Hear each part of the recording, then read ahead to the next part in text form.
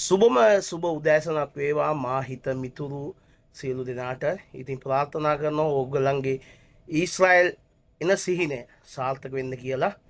හැබැයි ඊශ්‍රායල් එන සිහිනය විතරක් නෙමෙයි ඕගොල්ලන් ජීවිතේ සාර්ථක වෙන්න ඕන නම් පසුබහින් නැතුව නිතරම උත්සාහය දෙන්න.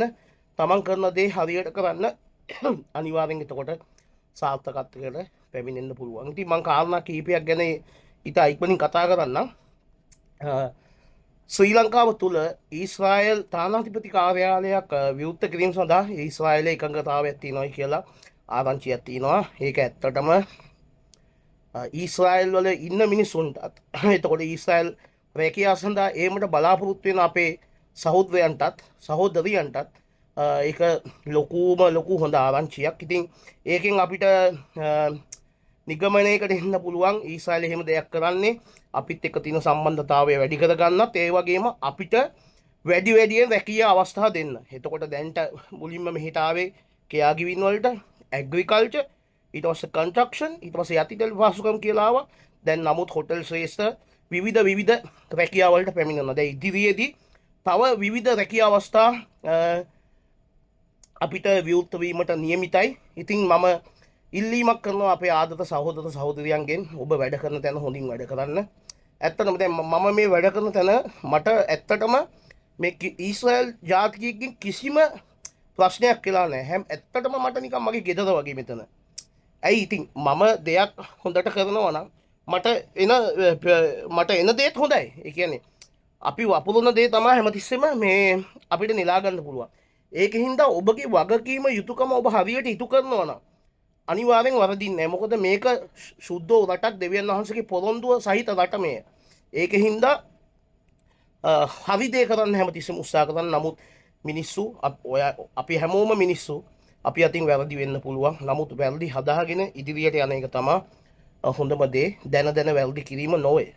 ඉතින් ඒ වගේම මම දැක්කා දැන් ඊශ්‍රායල් එන්න බැරුණයි කියලා සමහරක් අය දුක් වෙන්න එපා. ලෝකේ තව රටවල් තියෙනවා යන්න. එතකොට මම දැක්කා SLBF අපේ වෙබ්සයිට් එකේ ශ්‍රී ලංකා විදේශ රැකියා අමාත්‍යාංශයේ නිල වෙබ් පිටුවේ දාලා තියෙනවා අයර්ලන්තේ රැකියා අවස්ථාත්. ඉතින් ඒකට ගිහිල්ලා පොඩ්ඩක් සර්ච් කරලා බලන්න. එතකොට SLBF එකේ Facebook පිටුවට ගිහිල්ලා බලන්න මොනවද තියෙන වේකන්සි කියලා. ඒකින්ද උත්සාහ කරන්න. දැන් මේ අපි දැන් මම මෙහි රටට ආවේ මුලින්ම 2013 නොවැම්බර් මාසේ ආවේ. එතකොට මට මාස 5යි දවස් 18යි වීසා හම්බුනේ. ඒ වුණාට මම මාස 5යි දවස් 14න් මම ලංකාවට ගියා. මගේ අවශ්‍ය කාල සීමාව නිම කරලා ඒ නිත්‍යානුකූලව මං ගියා. මට තමයි ඒ ආපු 2013 අපි 2012 මෙහිට එන්න 1600 ගණන් කෝස් කරා. කට්ටියක් මින්නේදී කට්ටියක් අනිත් විශේෂ කාර්ය බලකා කදුරුදුව මට හරියට මතක නෑ ඒක. ඉතින් ඒ වුණාට 84කට පමණයි එන්න හම්බුනේ 2013. එතකොට ඒ 84න් අඩුම කාලේ වීසා එක හම්බුනේ මට. ඒක මේ ආපු සහෝදරයෝ දන්නවා අපිත් එක්ක ආපු අය. මට මාස 5යි දවස් 18යි අනිත් අයන්ට මාස 6ට වැඩියෙන් හම්බුණා. ඉතින් එහෙම කරලා ඇවිල්ලා මට ආයේ නැවත මේ රටට එන්න හම්බුනේ අවුරුදු 10කට පස්සේ. හරි අපි ඒ වෙනකන් විටින් විට උත්සාහ කරා. එතකොට තව කනගාටුවට කාරණයක් තියෙනවා. අපේ තව සහෝදරයෝ එහෙම ඇවිල්ලා ගියායේ තව 20ක් විතර ඉන්නවා එන්න විදියක් නැහැ. ඒ 20ටත් මම ඉල්ලා සිටිනවා මේක බලනවා නම් බියුරු එකේ කවුරු හරි නිලධාරියෙක් කරුණා කරලා ඒ කට්ටියට ගොඩක් ඕගොල්ලන්ට පුළුවන් සහයෝගය ලබා දෙන්න. ඊශ්‍රායලයේ මගින් යම් කිසි ඔවුන් වැඩ කරපු තැනකින් සහයෝගයක් ගන්න අවශ්‍ය වුණොත් එහෙම ඒක කරන්නත් මේ අපිට පුළුවන් විදියට අපි සෑදී පැහැදී සිටිනවා. ඉතින් ඒකින්ද මේ උත්සාහ කරන කවුරුත් මෙහෙම ඕගොල්ලන්ට මල් වට්ටියක තියලා මෙහෙම තෑගි පුදනවා වගේ ගෙනල්ලා දෙන්නේ නැහැ. ඕගොල්ලන්ගේ අනාගතේ දීප්තිමත් කරගන්න ඕගොල්ලන්ගේ ගමන. හරි ඒක ළඟා කරගන්න ඕන අපිම තමයි. හරි ඒකින්ද දැන් යාළුවෝ ඉන්න මට නම් ඇත්තටම හොඳ යාළුවෝ ඉන්නවා. හරි ඒකින්ද හොඳ යාළුවන් ඇසුරු කරන්න. එතකොට උත්සාහ කරන්න හැමතිස්සෙම. මගේ දැන් අපිට මට ජීවිතේ මේ අවුරුදු 40 තුලදී මම මේ මෑත කාලේදී ඉගෙන ගත්ත දේවල් මගේ අවුරුදු ජීවිතේ මට අවුරුදු 30ට ඉස්සෙල්ලා මට ඉගෙන ගන්න බැරි වෙච්ච දේවල් මේ අවුරුදු 5 ඇතුළත මම ගොඩාක් දේවල් ඉගෙන ගත්තා. නැතුත් මට දැන් අතීතයට ගිහිල්ලා ඒව හරි ගස්සන්න බෑ. ඒකින්ද ආදරණීය සහෝදරවරුනි ඉල්ලා සිටින්නේ සමහරක් අය දුක් වෙනවා ඊශ්‍රායලෙ ඉන්න බැරුණයි කියලා. ඒ කියලා ජීවිතේ කවදාකවත් පස්සට යන්න එපා. උත්සාහ කරන්න විවිධ ක්‍රම තියෙනවා ජීවිතේ සාර්ථක කරගන්න. හැබැයි හරි ක්‍රමයකට ජීවිතේ සාර්ථක කරගන්න බලන්න. මොකද ඒකේ පැවැත්ම හා ඒකේ බව වැඩි. හරි ඉතින් ඒකෙන් හින්දා මේ තව රැකිය අවස්ථා විවෘත වෙලා තියෙනවා ශ්‍රී ලංකාව තුල විදේශ රටවල් වලට උත්සාහ කරලා බලන්න. ඉතින් ඊශ්‍රායලට එන්න පුළුවන් නම් හොඳයි. අපිත් කැමති අපේ සහෝදරයෝ ඊශ්‍රායලට එනකොට. ඉතින් ඒක අපිටත් හොඳයි, ඕගොල්ලන්ටත් හොඳයි, රටටත් හොඳයි, රටේ අනාගතයටත් හොඳයි. ඉතින් කොහොම වෙතත් ඉදිරියේදී විශාල රැකිය අවස්ථා ප්‍රමාණයක් විවෘත වෙයි කියලා මේ අදහස් කරනවා. මෙහි ඉන්න අපේ පරණ සහෝදරවරු අවුරුදු 20 22 ඉන්න සහෝදරවරු කතා කරාම කියනවා මල්ලි බොහෝ දුරට ඊශ්‍රායලේ කට්ටිය ලංකාවේ මිනිස්සුන්ව ගන්න කැමතියි දිගටම ගනී කියලා. ඉතින් ඒ තීන තැන නැති කරගන්න එපා. අපේ මේ සමහරක් අයගේ හැසිරීම බොහොම නිල්. ඉතින් ඒකින්ද හැසිරීම හොඳට තියාගන්න, පැමිණීමත් හොඳට එතකොට හොඳින් සිදු වෙයි. ඒකින්ද මට කියන්න ඕනුනේ ඒකයි. දැන් ඔය තානාධිපති කාර්යාලයේ දහනකොට ඔය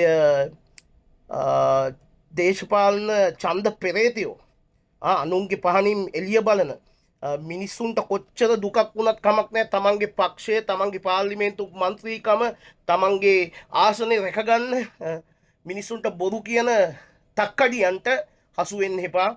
ඊශ්‍රායල් එම්බසිය ලංකාවේ විවෘත වුවොත් ඒක ලංකාවේ අනාගතයටත් මේ රටට එන්න ඉන්න තරුණ තරුණියන්ටත් ඒක මහඟු දායාදයක් වෙයි. මොකද තරුණ තරුණියන්ට රැකිය අවස්ථා ගොඩක් මෙහි විවෘත වීමට තියෙනවා. ඒ වගේම මෙහි ඇවිල්ලා ඉගෙන ගන්න ගමන් යම් රැකිය අවස්ථා කිරීමේ අවස්ථාවකුත් තියෙනවා. මට මතකයි තායිලන්තයේ අය ඇවිල්ලා කෘෂිකර්මය ගැන අධ්‍යාපනය කරන ගමන් එහෙම කරන්න අවස්ථා තිබ්බා. ඉතින් අපේ රජයේ මැදිහත් වෙලා එහෙම අවස්ථා උදා කර ගන්නත් හැකියාව තියෙනවා.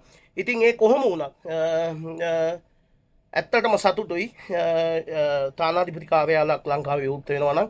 ඉතින් ඒක විවෘත කරනවට සමහරක් අය විරුද්ධ වෙන්න පුළුවන්. නමුත් ඒ විරුද්ධතාවයට අපි විරුද්ධ වෙනවා.